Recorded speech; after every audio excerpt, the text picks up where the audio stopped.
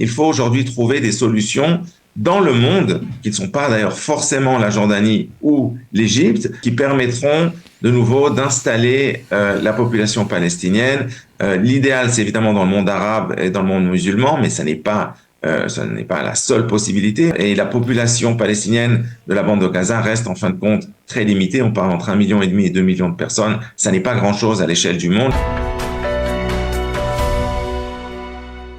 Nous sommes en ligne avec Amir Weitman. Amir, bonjour, Boker Tov.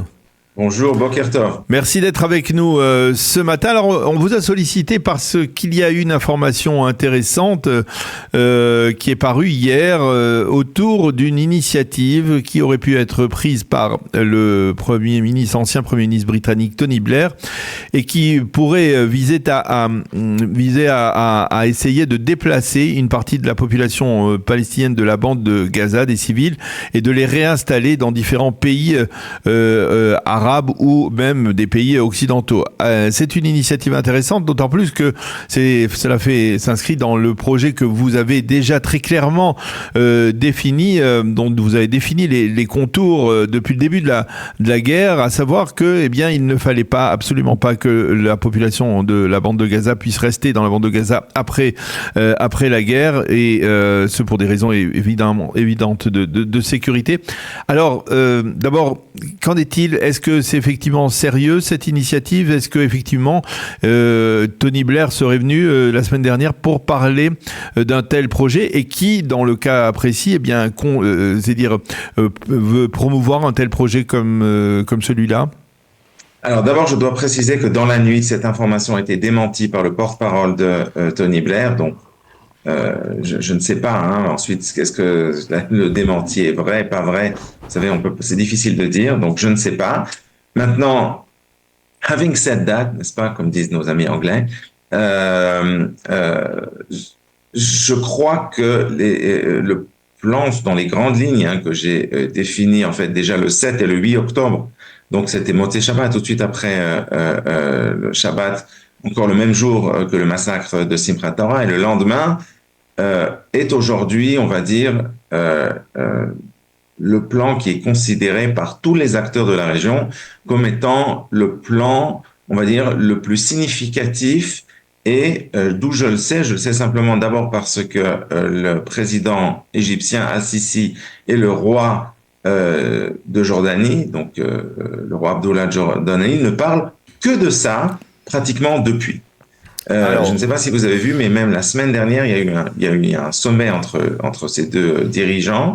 Et ils ont fait, donc à la fin du sommet, une conclusion, n'est-ce pas, un communiqué de conclusion du sommet, où ils n'ont parlé en fait que d'une chose, c'est qu'ils n'étaient pas du tout d'accord sur le fait qu'Israël allait déplacer la population palestinienne. Donc nous sommes pas loin de 3 mois depuis le début de la guerre, et de quoi parlent les deux dirigeants arabes voisins d'Israël? De ça. Que de ça. Non, c'est-à-dire que de ça, mais il refuse. On entend de plus en plus d'initiatives au sein du monde politique et public israélien dans ce sens. Alors chacun met un petit peu sa nuance, il n'y a pas de problème. Mais dans l'ensemble, je pense que tout le monde comprend aujourd'hui que l'alternative à un plan de ce qu'on appelle resettlement, c'est-à-dire en fait de trouver un endroit où ces gens peuvent aller vivre dans des conditions normales, et qu'ils arrêtent les pauvres aussi, parce qu'il faut quand même dire les choses franchement, c'est terrible ce que eux subissent, où ils arrêtent d'être occasionnellement des réfugiés dans la bande de Gaza, de se faire tuer, blesser, maltraiter, où ils peuvent avoir une vie normale et où la sécurité et la paix des Israéliens est garantie. Et le meilleur plan sur la table, il faut maintenant trouver des solutions pratiques pour mettre en œuvre ces solutions qui sont en fin de compte des solutions humanitaires pour tout le monde. Alors, quand vous dites Al-Sisi, le roi Abdallah de Jordanie, eux, ils ne veulent pas en entendre parler. Jusqu'à preuve du contraire, absolument. Les Égyptiens... Non, mais évidemment qu'ils veulent pas en entendre parler, mais vous comprenez bien quand quelqu'un parle depuis 2 mois et demi, voire 3 mois pratiquement, sans arrêt, que de dire on n'en veut pas, on n'en veut pas, on n'en veut pas, on n'en veut pas, on n'en veut pas. Donc on comprend peut-être qu'à la fin, le plan n'est pas si ridicule que ça.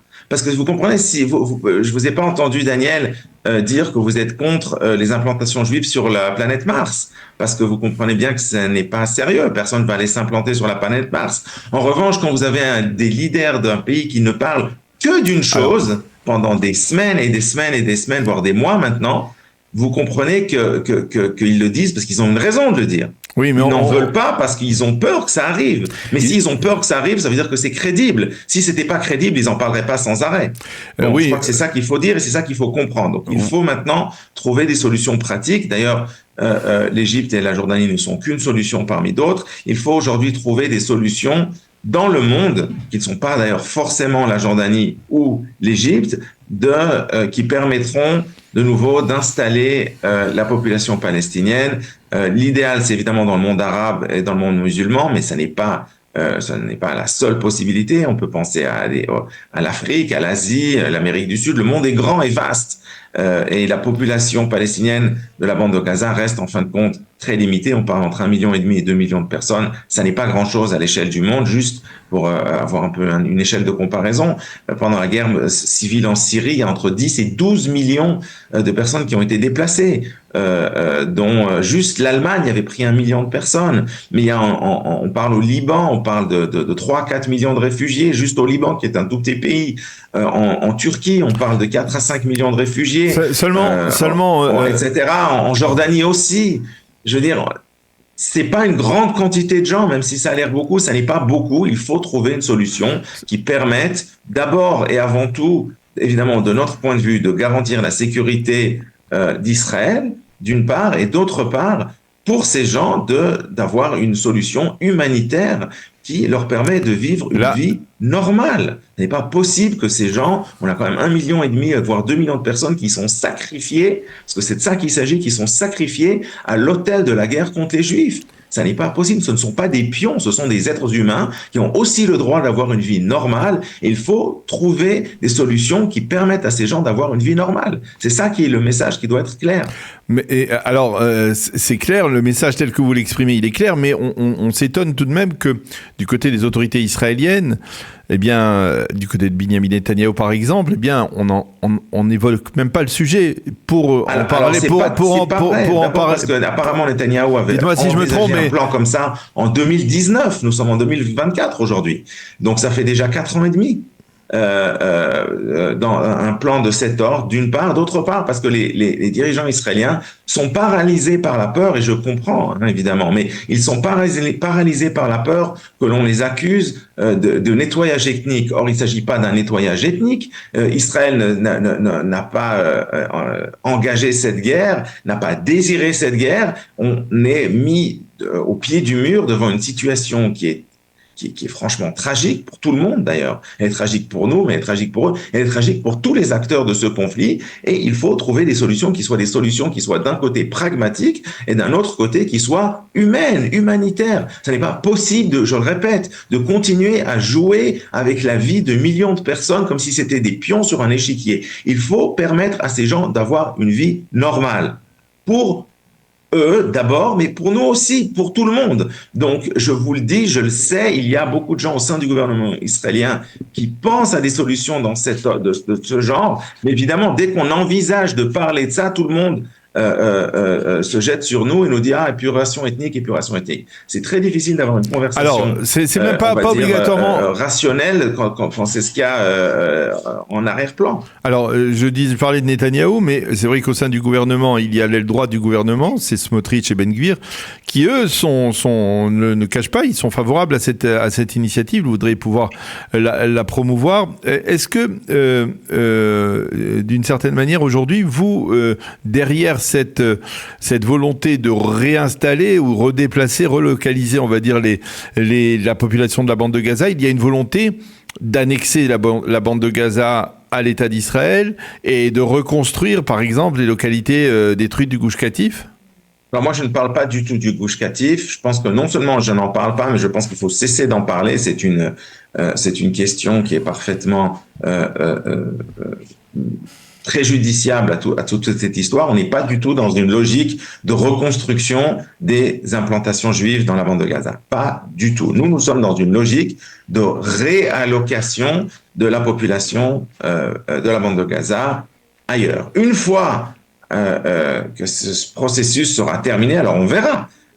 Évidemment, s'il n'y a plus personne dans la bande de Gaza, c'est pas la peine d'être un génie pour comprendre qu'Israël à ce moment-là annexera la bande de Gaza et une fois que ce sera annexé. Donc on n'aura pas à reconstruire le Gush Katif, on pourra reconstruire des villes comme Ashdod, comme Ashkelon, comme n'importe quelle ville israélienne, et puis ce ne sera pas des implantations, ça fera partie simplement de l'État d'Israël souverain. Bien, mais okay. Ça c'est de la musique d'avenir, on n'en est pas là. On ne parle pas de ça du tout aujourd'hui. On parle aujourd'hui d'une chose qui est claire, à savoir comment on trouve une solution humanitaire pour que cette population palestinienne de la bande de Gaza puisse avoir une vie normale ailleurs. Bien, une fois que ça, ce sera terminé, peut-être, si vraiment on y arrive, alors on envisagera d'autres choses. Mais on n'en est pas là. Donc tout ce discours autour du Gush Katif, etc., est parfaitement ridicule parce que tout le monde comprend parfaitement que ça ne peut être que la conséquence d'un processus qui inclut donc la réallocation, je ne sais pas comment dire en français. Relocalisation. Le resettlement de la population palestinienne, et certainement pas avant ou à la place. Alors, je voudrais qu'on profite de notre discussion pour, puisque je rappelle que vous êtes le président du groupe des libéraux au sein du Likoud, pour parler un peu de politique, parce que, dites-moi si je me trompe, mais on a l'impression qu'il y a un petit vent, on va dire un vent de protestation, de contestation au sein même du Likoud contre Binyamin Netanyahou, contre son leadership actuellement. J'en veux pour preuve le fait que, par exemple, Yoav Gallant est à couteau tiré apparemment avec le Premier ministre. Il n'a même pas participé à la conférence de presse que Netanyahou a donnée samedi soir. Que Nir Barkat s'est montré très virulent envers Binyamin Netanyahou en affirmant qu'il était absurde de permettre l'entrée dans la bande de Gaza de carburant alors que d'un autre côté on combat contre le Hamas qui utilise ce carburant. J'en veux encore pour preuve Yuli Edelstein, c'est peut-être pas nouveau, et puis également il y a ces aveux un peu particuliers de l'ancienne ministre Galit Distel Atbarian. Est-ce que véritablement aujourd'hui il y a un frémissement, il y a une remise en cause du leadership Netanyahou? Écoutez, tout le monde voit les sondages. Aujourd'hui, selon la quasi-totalité des sondages qui sont faits, Netanyahou ferait perdre, parce que tout ça c'est à prendre avec des pincettes, mais enfin il ferait perdre à la droite le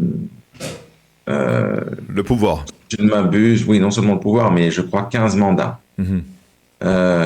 C'est considérable. C'est évident qu'aujourd'hui, Netanyahou ne jouit pas de la confiance du public israélien. Ça, c'est une évidence. Maintenant, quelle sera la situation après la guerre? Ça va dépendre beaucoup des résultats de la guerre. Parce que si Netanyahou, par exemple, arrive à mettre en application un plan qui ressemble à peu près à ce dont je parle, et qu'on arrive donc à gagner véritablement cette guerre et à mettre derrière nous, une fois pour toutes, le problème de la bande de Gaza, je pense qu'une victoire de cette ampleur permettrait peut-être à Netanyahou de regagner la confiance du public israélien. Dans un autre cas, où, en fin de compte, cette guerre se terminera dans les faits, comme étant une espèce d'opération ce qu'on avait appelé au début en 2002 l'opération Chomat Magen, c'est-à-dire l'opération rempart, muraille de défense, qui avait permis en fait à Tzahal à l'époque de reprendre le contrôle sécuritaire de la Judée et de la Samarie, mais n'avait pas réglé le problème, si vous voulez, de la Judée et Samarie. C'était juste une opération purement militaire. Si après ce qui s'est passé le 7 octobre, le résultat de la guerre actuelle n'est simplement que de reprendre le contrôle sécuritaire à peu près de la bande de Gaza, et donc on n'aura rien réglé, je pense en effet que Netanyahou aura beaucoup de mal après la guerre de conserver le pouvoir. Mais vous savez, une chose que j'ai appris concernant la politique de manière générale et la politique israélienne en particulier, c'est qu'elle est très, très, très imprévue. Et donc, je ferai tout de même attention de dire des choses qui soient trop tranchées, parce qu'on peut jamais savoir. Mais c'est vrai qu'au jour d'aujourd'hui, Non, mais ce que je la veux dire, situation de Netanyahou dans le public israélien est mauvaise, et par conséquent, il y a beaucoup de gens au Likoud qui ne sont pas contents et qui probablement voudraient le remplacer. il y a un mécontentement au sein même du Likoud. On est d'accord sur Tout à fait, par rapport à absolument. Netanyahou. Non, mais c'est pas de nouveau, c'est pas la peine d'être un génie pour le comprendre. Moi, je peux vous dire que j'ai eu des conversations avec un nombre, on va dire, significatif de leaders du Likoud qui en parlent de manière à peu près ouverte qui réfléchissent qu'est-ce qu'ils doivent faire. Donc, les choses sont évidentes. Ça va dépendre de la situation publique de Netanyahou au sein du Likoud et donc au sein des Mitpagdim, les adhérents du Likoud, et au sein du public israélien en général. Mais ça me paraît évident aujourd'hui qu'il y a de nombreuses personnes au sein du Likoud qui réfléchissent à l'éventualité de remplacer Netanyahou. Eh bien, merci beaucoup, Amir Weitman, de nous avoir éclairé d'abord sur ce sujet-là, sur ce dossier qui vous préoccupe beaucoup, donc de la relocation des habitants de la bande de Gaza, et donc sur ce qui se passe un peu au Likoud. Merci d'avoir été avec nous ce matin. À bientôt. Bonne journée. Merci, Daniel. À bientôt.